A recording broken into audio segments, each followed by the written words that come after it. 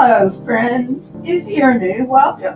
Why don't you go down and hit the subscribe button and ring the bell so you don't miss any episodes for my fans and subscribers.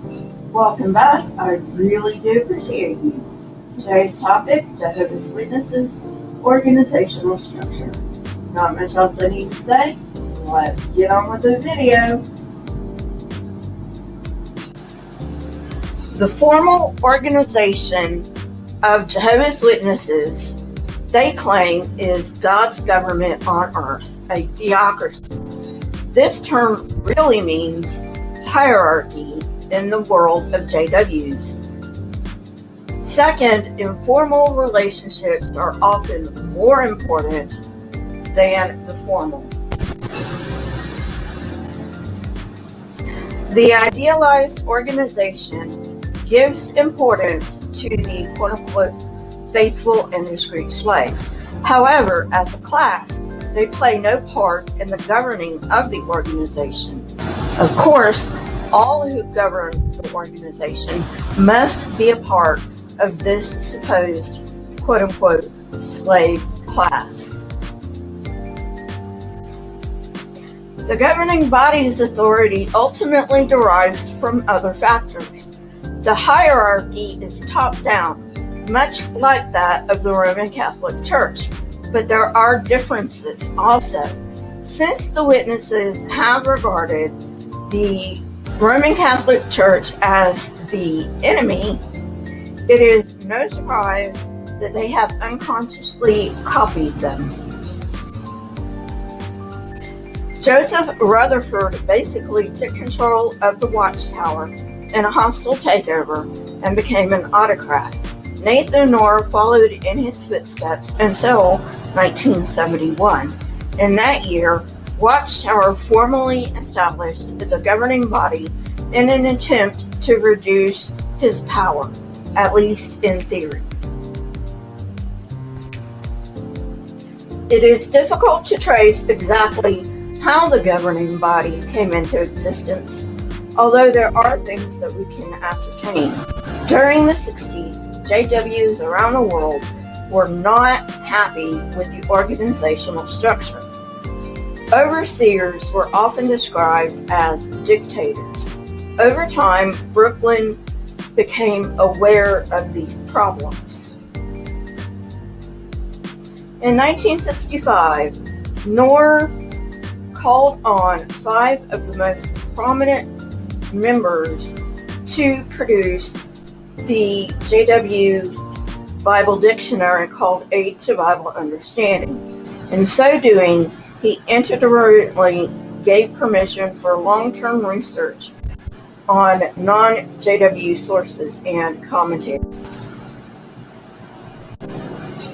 They investigated the organization of the first century Christian church and concluded that the Jehovah's Witness organization since 1938 did not line up with this model.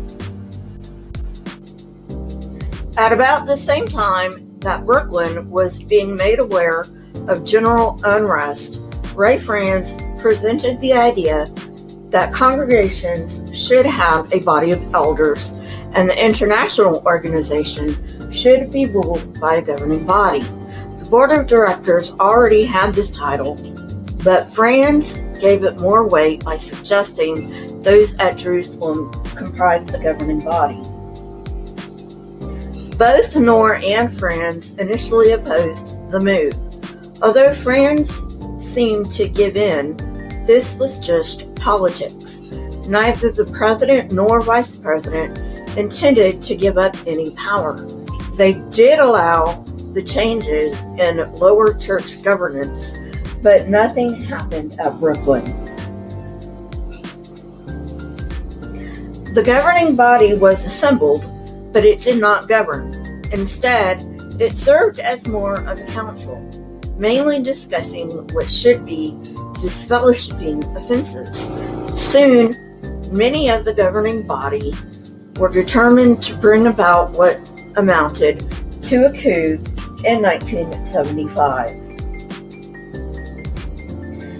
This mainly occurred due to general unhappiness with working conditions at Bethel, and the governing body, minus Knorr and Franz, feeling that they should have actual governing powers instead of just being a governing body in name.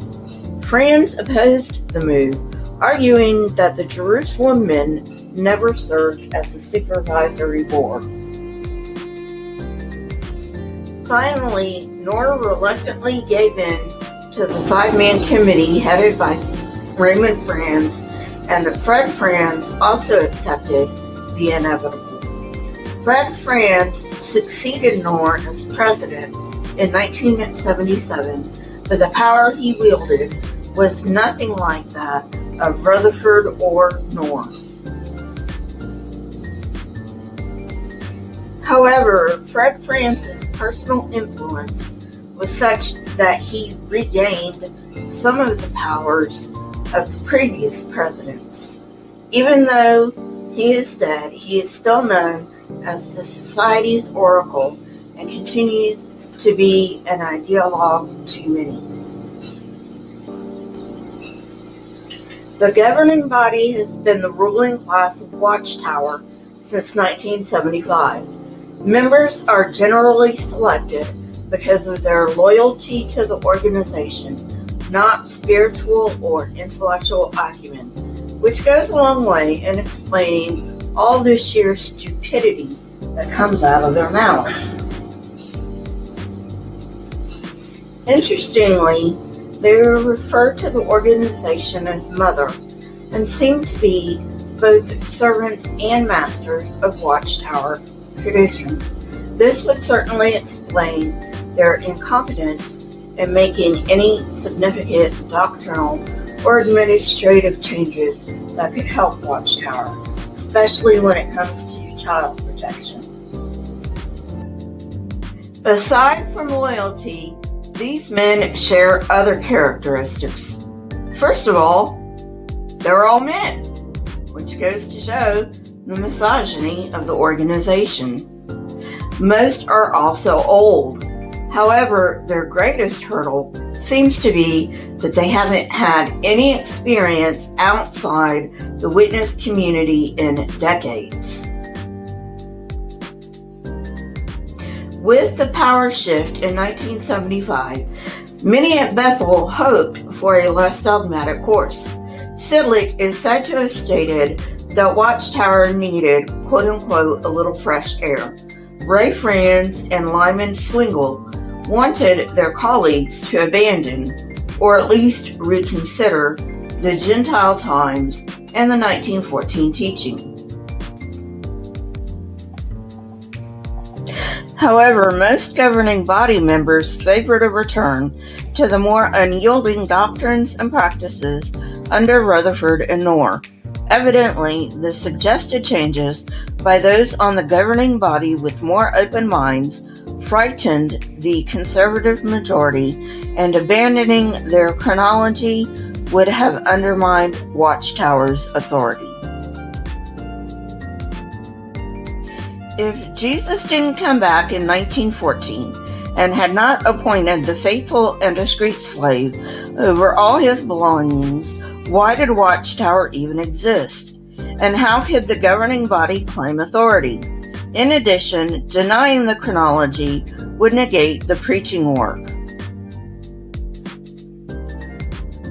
At this point in time, witnesses in general questioned the 1914 teaching, but traditionalists were able to block moves either to abandon it or to significantly change the teaching. From its inception to that point, decisions had been unanimous. After this, the policy changed to 2/3. This change meant that if a majority of the governing body wanted change, a minority could still veto it. In February of 1980, when it was becoming clear that the generation of 1914 was dying off, 3 members of the governing body, Albert Schroeder, Carl Klein and Grant Suter came up with an idea that would adjust the timeline. They suggested that the teaching should be updated to the generation which witnessed the beginning of the space age would never die, not the generation that saw 1914.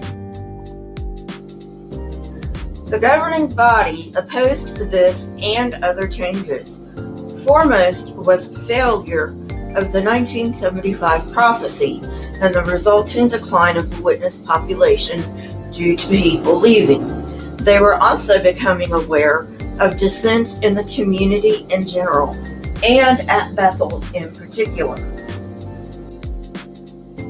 By 1979, many Bethelites who were or are witnesses at Watchtower headquarters started questioning not only the Society's chronology, but also major doctrines. And this is where we will pick up next time. Well, friends, that's it for today. I hope you enjoyed it. If you did, hit that like button, press the subscribe button. And if you want to know when I come out with new videos, press the bell next to the subscribe button. Also, please share this with others.